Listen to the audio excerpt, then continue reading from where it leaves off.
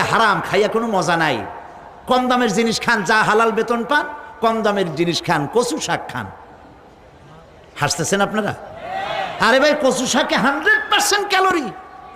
কচু শাক খান বেশি করিয়া। বিদেশি আপেল, আপেল তো আমার দেশে হয় না। বিদেশি আপেল বেশি না খাইয়া দেশের পেয়ারা খান। 2টা আপেলের সমান 1টা পেয়ারা। কোক 7 আপ ইহুদিদের পণ্য না খাইয়া 1টা ডাব খান। আর বড় সাইজের পাঙ্গাস না খাইয়া চেলা, পুটি, মলা, ডলা, কাসকি, তারপর লট্টা, জি, এগুলো খান। কি হবে? এগুলোর মধ্যে রয়েছে ফসফরাস। খাইলে পরে চোখের দৃষ্টি বাড়তে থাকবে, হার্ট অ্যাটাক করবে না, স্বাস্থ্য ভালো হবে।